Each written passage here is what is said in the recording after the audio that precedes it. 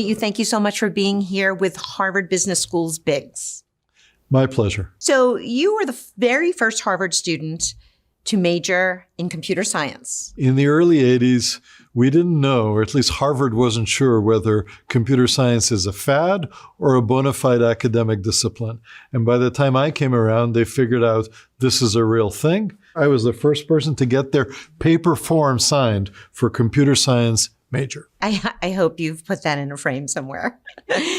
So for 40 years, you've been building and studying AI systems from both academic and entrepreneurial perspectives.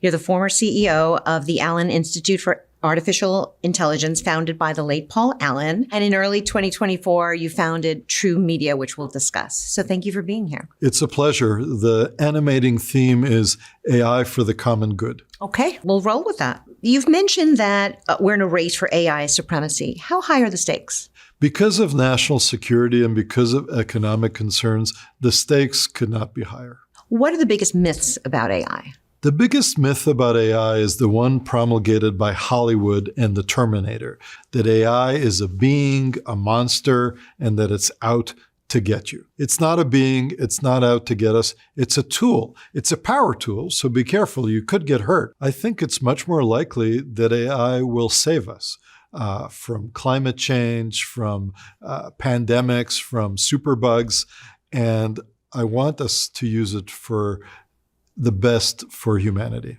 Do you trust AI systems? Absolutely not. In fact, I like to say, never trust an AI system.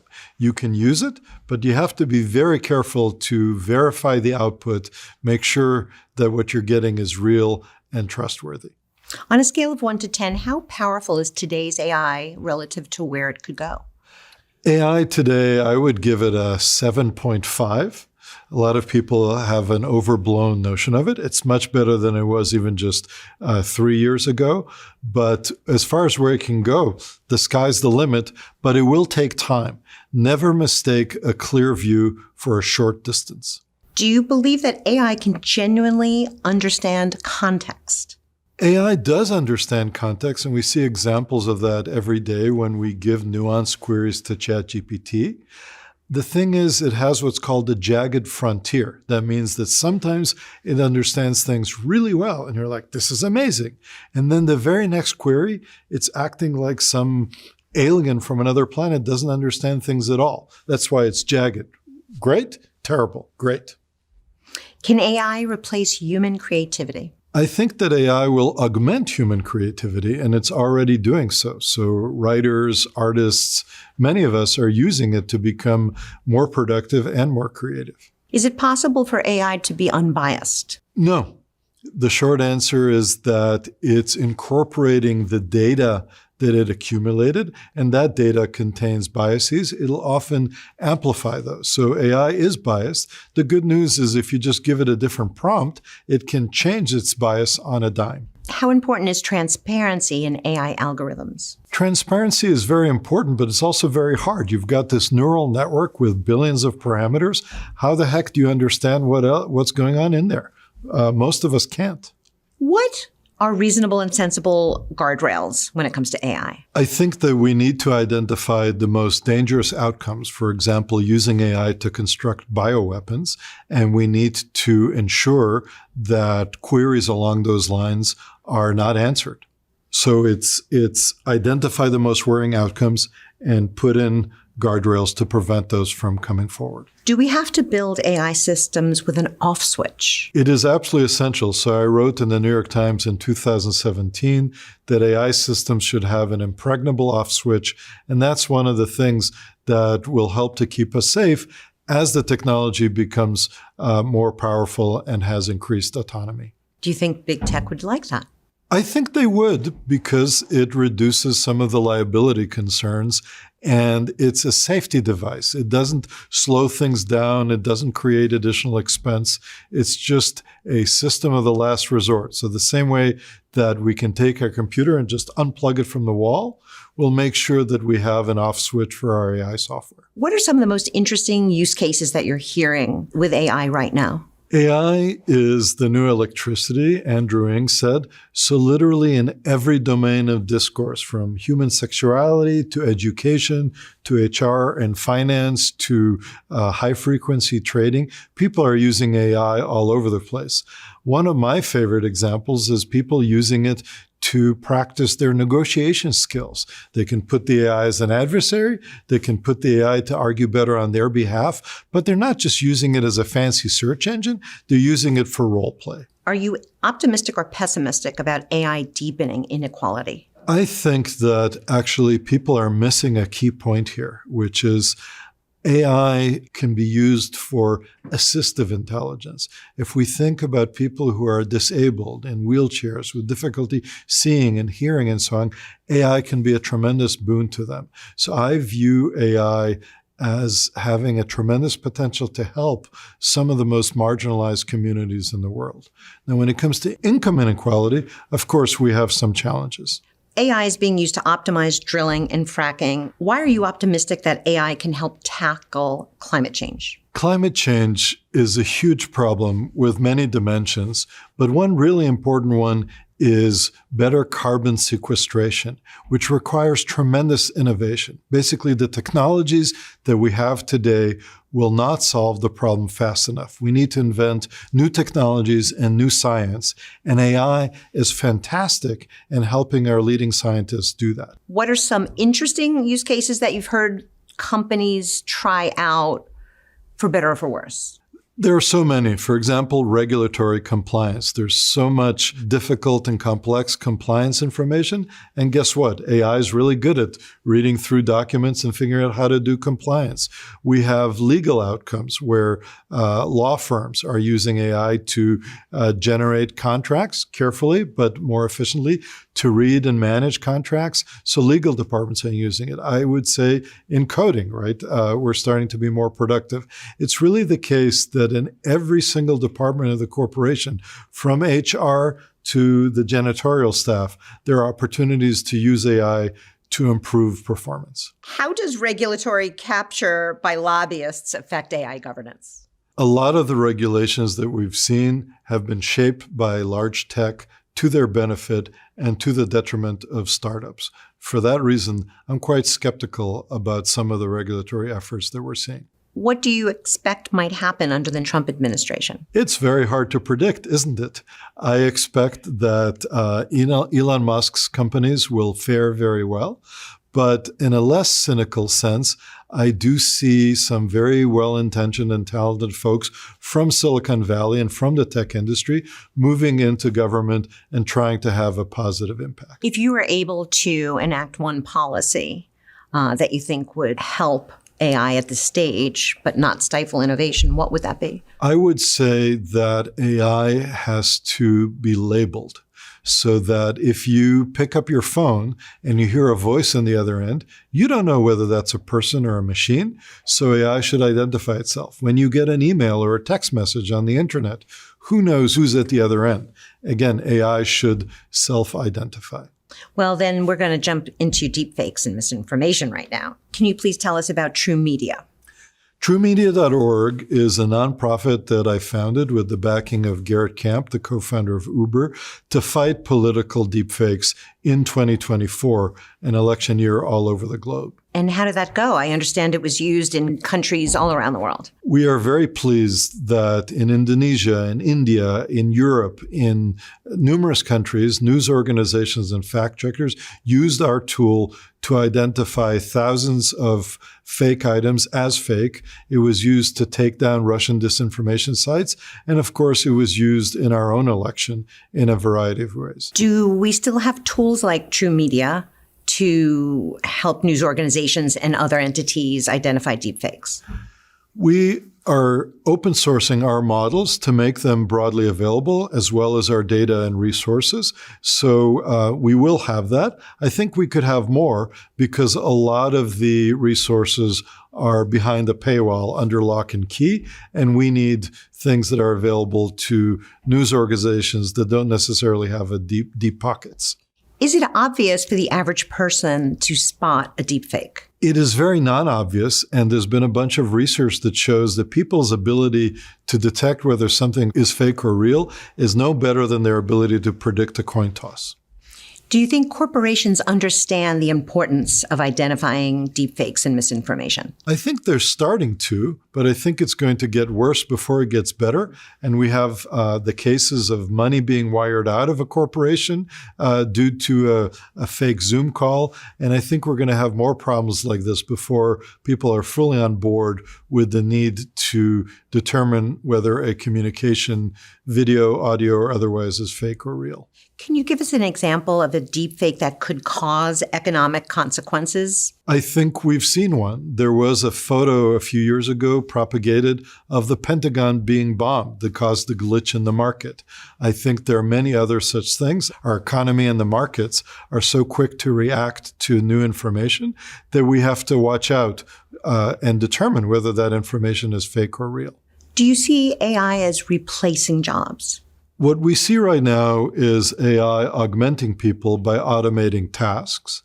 That's in the short term. Over time, it will replace some jobs, particularly ones that are very rote. Are you optimistic about the use of AI in education? I am very optimistic about it because particularly in the developing world, we don't have the resources to provide the quality of education that people need, and AI can help address that. What industries do you think may be impacted by AI the most in the coming years? Every single one. I think that the more regulated and entrenched industries will be slower. Ones that have physical nature, like construction of houses and bridges, will be slower. But I think finance, I think knowledge work of many kinds is going to be impacted very quickly and already is. What about your field, computer science? Should coding still be taught in college? So coding is already becoming faster and more productive. It still needs to be taught because the fact of the matter is even our most advanced AIs cannot write complex original programs. So coding is not going to disappear, but it's going to be on steroids. Oh, wow. What does that look like? We are always impatient, right? When is going to be the next release of the software? When are they going to fix this bug? Why can't they build this website more quickly? Now, things are going to start to accelerate. Do you think that could make it less reliable? I think it could make it less reliable, so we have to put the appropriate tests in place. The good news is that quality assurance of software is in itself a software process, so quality assurance is going to get better as well. Why didn't we see more targeted attacks during the elections in the United States? That's a mystery to me. In the past, we used to have deterrence, right? If state actors intervened too much in our process, we had ways of getting back at them. Now it's so easy to do some of this disinformation, deepfake, cyber attack efforts. I'm surprised we didn't see more of that. What we did see on the rise is ransomware attacks, and that's continuing to rise, and it's a major concern. Did social media platforms play a role in minimizing targeted attacks, do you think? No. So you talk to YouTube and big tech executives all the time. Are they ready to counteract potential threats? I think they are very well positioned to fight the last war. So if there is a single video or image that is having a disproportionately bad impact, they're well positioned to take it down or to downweight it. But a concerted attack of thousands of deep fakes being propagated by hundreds of thousands of fake accounts, I don't think we're ready for. What role should corporations have in pushing for regulation of AI?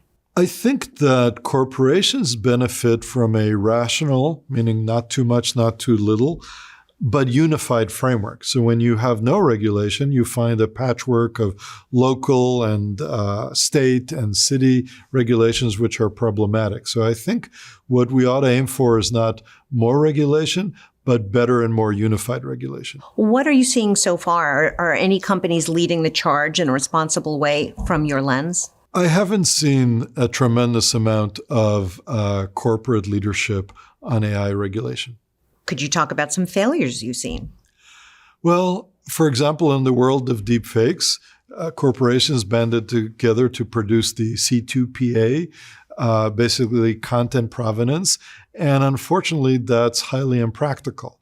What we really need is decisions on how information is propagated across social media.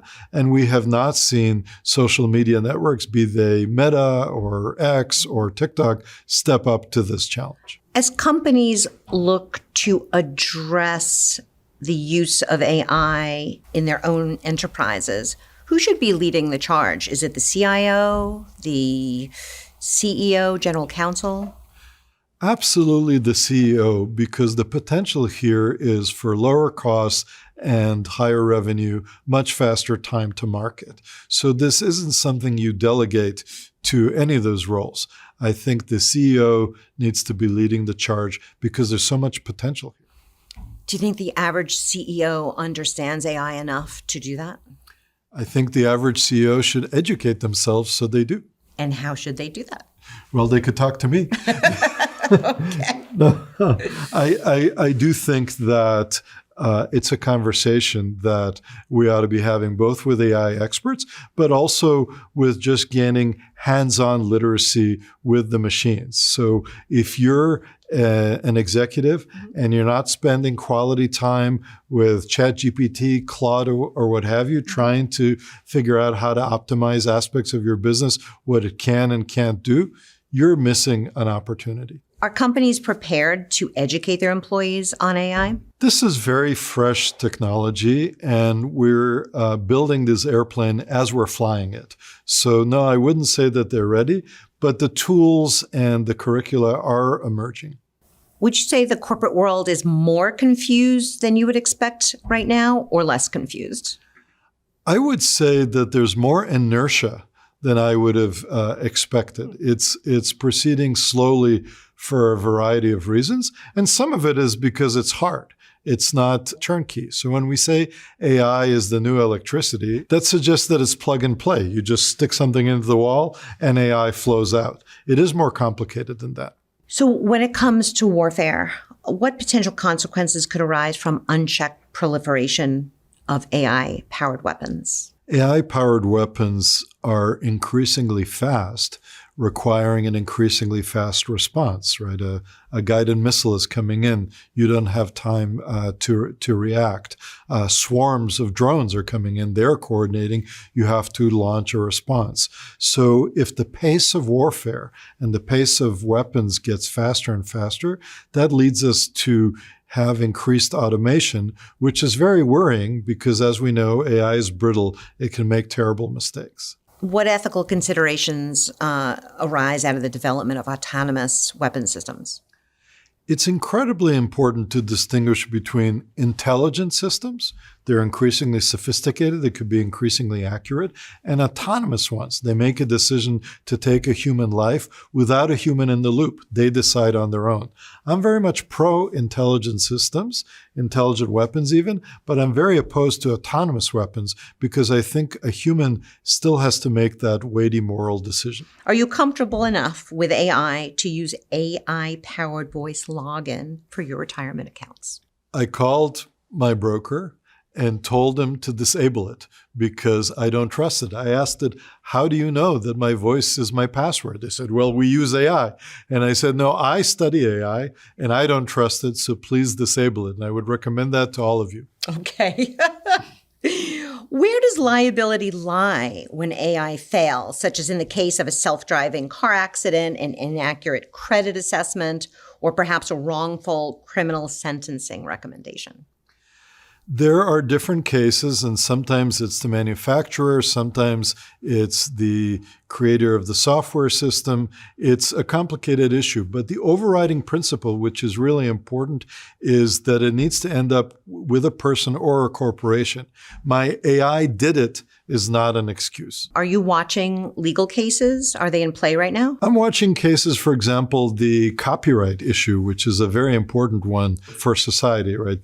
Between the OpenAI and the New York Times and so on. So when it comes to the media, where do you expect the New York Times case will go? I think that it's been well documented that OpenAI and other companies overstepped and violated copyright law. What are the implications for media right now? Media needs to decide for their content, what are they willing to put out there that AI can train on and what they want to keep proprietary. And then they need to consider how to make sure that their wishes are obeyed. Looking beyond deepfakes, misinformation, what emerging risks do you see on the horizon, and how can businesses start preparing now?